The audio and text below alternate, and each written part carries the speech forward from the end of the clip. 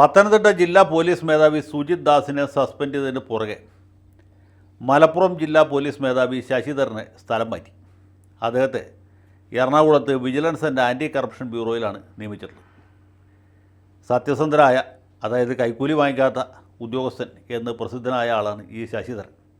അതുകൊണ്ട് തന്നെ അദ്ദേഹത്തെ വിജിലൻസ് ആൻഡ് ആൻറ്റി കറപ്ഷനിൽ വെച്ചത് ഏത് നിലയ്ക്കും വളരെ ഉചിതമായ തീരുമാനമാണ്. അവിടെ വലിയ രാഷ്ട്രീയ സമ്മർദ്ദം ഉണ്ടാകാറില്ല. അതുകൊണ്ട് കുറച്ചു കാലമെങ്കിലും സമാധാനമായിട്ട് അടങ്ങി ഒതുങ്ങിയിരിക്കാനും സാധിക്കും എന്നാണ് ഞാൻ കരുതുന്നത്. ശശിധരനെ സംബന്ധിച്ചോളം പറഞ്ഞാൽ മലപ്പുറം ജില്ലയിലെന്നല്ല, കേരളത്തിലെ ഒരു ജില്ലയിലും പോലീസ് മേധാവിയായിട്ട് ഇരിക്കാൻ അദ്ദേഹം യോഗ്യനല്ല. കാരണം അത്യാവശ്യം ഗുണ്ടായുസവും കാക്കപിടുത്തവും ധനസമ്പാദനവും വിഭവ സമാഹരണമൊക്കെ ഇല്ലാതെ ഇന്നത്തെ കാലത്ത് ഒരു ജില്ലയിലും പോലീസ് മേധാവിയായിട്ട് ഇരിക്കാൻ പറ്റുകയില്ല.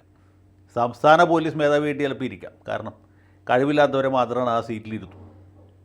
അതെന്തുവാട്ടെ, നമ്മുടെ വിഷയം അതല്ല. മലപ്പുറം ജില്ലയിലെ എല്ലാ DYSPമാരെയും സ്ഥലം മാറ്റി. ഭാഗ്യം മിക്കവരെയും കോഴിക്കോട് ജില്ലയിലേക്കും അടുത്ത പാലക്കാട് ജില്ലയിലേക്കും ചിലർ തൃശ്ശൂർ ജില്ലയിലേക്കാണ് മാറ്റിയിട്ടുള്ളത്. അതിന് ജാതി മത രാഷ്ട്രീയ ഭേദമില്ലാതെ എല്ലാ DYSPമാരെയും മാറ്റിയിട്ടുണ്ട്. ഇനി ഒരാൾ പോലും ബാക്കിയില്ല. എല്ലാ സീറ്റിലും പുതിയ പുതിയ ആളുകൾ വരാനും പോകുന്നു. വളരെ നല്ല കാര്യമാണ്. കാരണം മലപ്പുറം ജില്ലയിലെ പോലീസ് സംവിധാനത്തിന് തന്നെ ഒരു പുതിയ മുഖം കൈവരികയാണ്. പക്ഷേ അൻവർ മുതലാളി ഇതുകൊണ്ട് തീരെ തൃപ്തനല്ല. അദ്ദേഹത്തെ സംബന്ധിച്ചിടത്തോളം ഇത് നേരത്തെ ചെയ്യേണ്ട ഒരു കാര്യമായിരുന്നു. പോലീസ് ഉദ്യോഗസ്ഥന്മാർക്ക് മാത്രമല്ല, എല്ലാ ഉദ്യോഗസ്ഥർക്കും ഉള്ള ഒരു മുന്നറിയിപ്പ് കൂടിയാണ് സർക്കാരിൻ്റെ ഈ നടപടി. അൻവറിനെ കാണുമ്പോൾ എഴുന്നേറ്റ് നിൽക്കാതെ, അദ്ദേഹത്തെ സല്യൂട്ട് അടിക്കാതെ ഒരു പോലീസുകാരനും ഇനി ആ സീറ്റിലിരിക്കാൻ പറ്റുകയില്ല.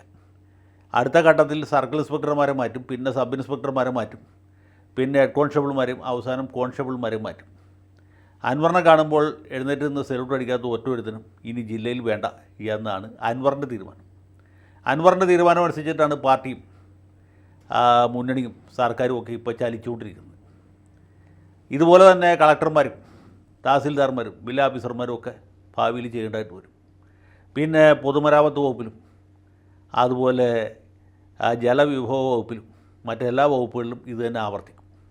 അങ്ങനെ മലപ്പുറം ജില്ലയെ സംബന്ധിച്ചിടത്തോളം PV അൻവർ എന്ന് പറഞ്ഞാൽ അദ്ദേഹം ഏതാണ്ടൊരു ടിപ്പു സുൽത്താനോ അല്ലെങ്കിൽ നവാബ് ഹൈദരാലി ഖാനോ ഒക്കെ ആയിട്ട് മാറും എന്നാണ് നമുക്ക് ഇപ്പോഴത്തെ നിലയ്ക്ക് പ്രതീക്ഷിക്കാവുന്നത്. അതൊക്കെ നല്ല കാര്യമാണ്, നമ്മൾ പ്രോത്സാഹിപ്പിക്കേണ്ടതുമാണ്. പക്ഷേ ഞാൻ നേരത്തെ സൂചിപ്പിച്ച പോലെ അൻവർ ഇതുകൊണ്ട് തൃപ്തനല്ല. അദ്ദേഹത്തിന് വേണ്ടത് സുജിത് ദാസിനെ അല്ല, ശശിധരനെയുമല്ല, അജിത് കുമാറിനെ പോലുമല്ല. അദ്ദേഹത്തിന് വേണ്ടത് ശശിയാണ്, അഥവാ ശശിയുടെ മുതലാളിയായ പിണറായി വിജയനെയാണ്. പിണറായി വിജയനെ തട്ടാതെ അൻവറിൻ്റെ കലി അടങ്ങുകയില്ല. കാരണം അൻവറിൻ്റെ പുറകിൽ വേറെ പല ആളുകളുമുണ്ട്. അതിൻ്റെ പുറകിൽ ചില മതമൗലികവാദ ശക്തികളുണ്ട്. അബുദാബി കേന്ദ്രീകരിച്ച് പ്രവർത്തിക്കുന്ന ചില പ്രവാസി വ്യവസായികളുണ്ട്. അതിനു പുറമെ ഈ CPMനകത്ത് തന്നെയുള്ള ചില കുലം കുത്തികളുമുണ്ട്. അതുകൊണ്ട് ശശിയല്ല അദ്ദേഹം ഉന്നം വയ്ക്കുന്നത്, സഖാവ് പിണറായി വിജയൻ്റെ തന്നെയാണ്. അല്പം കൂടി കാത്തിരിക്കുമ്പോൾ നമുക്കത് വ്യക്തമാവും. ഞാൻ പറയാൻ വന്നത്, അൻവർ സന്തോഷിക്കുന്നതിൽ നമുക്ക് തീർച്ചയായിട്ടും അതിന് കാര്യമുണ്ട്, കാരണമുണ്ട്. അദ്ദേഹത്തിൻ്റെ ഒരു അറിയപ്പെടുന്ന വിരോധിയായിരുന്നു ശശിധരൻ. പക്ഷെ അൻവറിനേക്കാൾ സന്തോഷം ഈ ശശിധരൻ പോയതിൽ നമ്മുടെ മുൻ മന്ത്രി KT ജലീലിനാണ്. ജലീൽ ഇത് സംബന്ധിച്ച് കാലത്തെ തന്നെ ഒരു പോസ്റ്റ് ഇട്ടിട്ടുണ്ട്, ഫേസ്ബുക്ക് പോസ്റ്റ്. അതിപ്പോൾ ഫേസ്ബുക്ക് വഴിയാണ് കംപ്ലീറ്റ് പ്രവർത്തനം. ഈ രാജ്യത്തെ എല്ലാ അഴിമതികളെയും എതിർക്കുന്ന, എല്ലാ പുഴുക്കുത്തുകളെയും തുടച്ചു മാറ്റാൻ നിർബന്ധിതനായിരിക്കുന്ന അൻവർ, അത് നമ്മുടെ ജലീൽ പറയുന്നത് SP ശശിധരൻ പോയി ഒരു വിക്കറ്റ് കൂടി വീണു എന്നാണ്. വിക്കറ്റ് വീണിട്ടില്ല, കാരണം അദ്ദേഹത്തെ സർവീസിൽ നിന്ന് പിരിച്ചുവിട്ടിട്ടില്ല. സർവീസിൽ ഇപ്പോഴും തുടരുന്നു.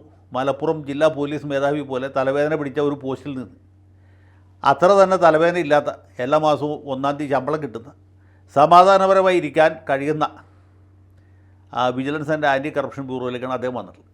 വിക്കറ്റ് വീണു എന്നുള്ളത് ഇദ്ദേഹത്തിൻ്റെ ഒരു സ്വപ്നമാണ്, അല്ലെങ്കിൽ സങ്കല്പമാണ്. അപ്പോൾ വിക്കറ്റ് വീണാൽ പുള്ളി അതിയായി ആഹ്ലാദിക്കും എന്ന് മാത്രമല്ല, സംഖ്യ മനസ്സുള്ള ഒരു കൺഫേർഡ് IPSകാരനാണ് ഈ എന്താണ് ശശിധരൻ എന്നാണ് പറയുന്നത്. ഈ കൺഫേർഡ് IPS എന്ന് വെച്ചാൽ എന്തോ കുറച്ചിലുള്ള സാധനമാണെന്നാണ് പുള്ളി വിചാരിച്ചിട്ടുള്ളത്. അതും വലിയ ബുദ്ധിമുട്ടുള്ള കാര്യം തന്നെയാണ്. കാരണം PSC പരീക്ഷ എഴുതി സബ് ഇൻസ്പെക്ടറായിട്ട് കയറണം, പിന്നെ തട്ട് കിട്ടാതെ, കൈക്കൂലി കേസിൽ പെടാതെ, പീഡനക്കേസിൽ പ്രതിയാകാതെ, രാഷ്ട്രീയ മേലാളന്മാർക്ക് അഹിതമായി ഒന്നും പ്രവർത്തിക്കാതെ സർക്കിൾ ഇൻസ്പെക്ടർ ആവണം, DYSP ആവണം, പിന്നെ നോൺ IPS സൂപ്രണ്ടാകണം. അത് കഴിഞ്ഞ് വളരെ ബന്ധപ്പെട്ടാണ് സർക്കാരിൻ്റെ ലിസ്റ്റിൽപ്പെട്ട് UPSC ആണ് ഇവർക്ക് ഈ IPS കൺഫർ ചെയ്യുന്നത്. അത്ര എളുപ്പമുള്ള കാര്യമല്ല. PSMO കോളേജിൽ ഹിസ്റ്ററി ലെക്ചറായിട്ട് കയറുന്ന പോലെയല്ല. അതിപ്പോൾ MK ഹാജിയുടെ അടുത്തോ അല്ലെങ്കിൽ വേറെ ഏതെങ്കിലും ഹാജിയുടെ അടുത്ത് ഒരു കത്തുമായിട്ട് ചെന്ന് ഹാജിയാർക്ക് ഇഷ്ടപ്പെട്ടാൽ നമ്മൾ നിയമിക്കും. അതുപോലെയല്ല, ഇത്തിരി ബുദ്ധിമുട്ടുള്ള കാര്യമാണ്. PSC പരീക്ഷ എഴുതി പാസ്സാവും. അപ്പോൾ അത് ജലീൽ വിചാരിക്കണ പോലെ നിസ്സാര കാര്യമല്ല. ഏതായാലും കൺഫേർഡ് IPS കാരനാണ്. ഇപ്പോൾ ഈ കേരളത്തിൽ സൂപ്പർ മുഖ്യമന്ത്രിയായിട്ടിരിക്കുന്ന മാന്യദേഹം ഉണ്ടല്ലോ, അദ്ദേഹത്തിൻ്റെ വാപ്പയും ഇതുപോലൊരു കൺഫേർഡ് IPS കാരനായിരുന്നു. ഏറ്റവും കുറഞ്ഞത് പുള്ളിക്കെങ്കിലും ഇത് കേൾക്കുമ്പോൾ വലിയ മനോവിഷമവും വൈക്ലഭ്യവും ഉണ്ടാവും. ആർക്ക്? കൺഫേർഡ് IPS കാരനായിരുന്ന വാപ്പയ്ക്കും അദ്ദേഹത്തിൻ്റെ മകനായിരിക്കുന്ന നമ്മുടെ സൂപ്പർ മുഖ്യമന്ത്രിക്കും. അതവിടെ നിൽക്കട്ടെ. നമ്മുടെ വിഷയം കൺഫേർഡ് IPS അല്ല.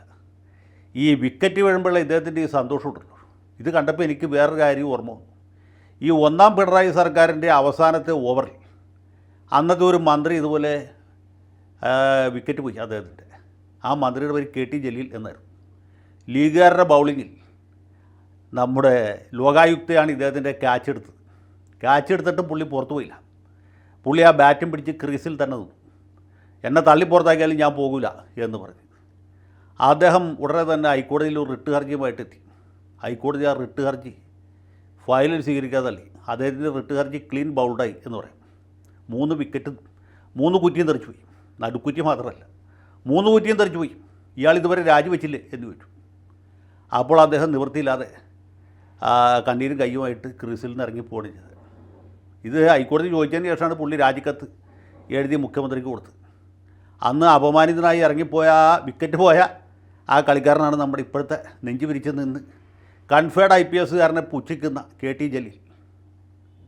അത് കഴിഞ്ഞ് അദ്ദേഹം സുപ്രീം കോടതിയെ സമീപിച്ചു. തേർഡ് അമ്പയർ അവിടെയാണ് ഇരിക്കുന്നത്. തേർഡ് അമ്പയർ അവിടെ വക്കീലിനെ നിലനിർത്തിയില്ല. ഹർജി പിൻവലിച്ചിട്ട് ഓടിക്കോളാൻ പറയും. അദ്ദേഹം ഓടി വഴിക്ക് ഇതുവരെ പുല്ല് പോലും മുളച്ചിട്ടില്ല. ഇതാണ് ജലീലിൻ്റെ ചരിത്രം. അയാളാണ് ഇപ്പോൾ അഴിമതിക്കെതിരെ, പുഴുക്കുത്തുകൾക്കെതിരെ ചന്ദ്രഹാസ് ഇളക്കുന്നത്. ഉളുപ്പില്ലല്ലോ ജലീലെ. ഉളുപ്പ് എന്നൊരു വാക്ക് മലയാള ഭാഷയിലുണ്ട്. സ്വജനപക്ഷപാതം അഴിമതിയും കടത്തിയിട്ട് കേരളത്തിൻ്റെ ചരിത്രത്തിൽ ലോകായുക്ത കഴുത്തിന് പിടിച്ച് പുറത്താക്കിയ ഒരേ ഒരു മന്ത്രി ജലീലാണ്. ആ ജലീലാണ് ഇപ്പോൾ വലിയ സിദ്ധാന്തം പറയുന്നത്, വലിയ തത്വശാസ്ത്രങ്ങൾ വിളമ്പുന്നത്. ഉളുപ്പ് എന്നൊരു വാക്ക് നിങ്ങൾക്കറിയില്ലെങ്കിൽ പോലും ശബ്ദധാരാവലിയിലുണ്ട്. അതിടക്കൊന്ന് വായിച്ചു നോക്കുന്നത് വളരെ നന്നായിരിക്കും. തൽക്കാലം ഇത്ര പറയാനുള്ളൂ. അൻവറിന് സന്തോഷിക്കാൻ കാരണങ്ങളുണ്ട്. ജലീൽ ഈ ആരാൻ്റെ ഗർഭം ചുമന്ന് സന്തോഷിക്കുന്ന കാണുമ്പോൾ സത്യം പറഞ്ഞാൽ ഓക്കാനമാണ് വരുന്നത്.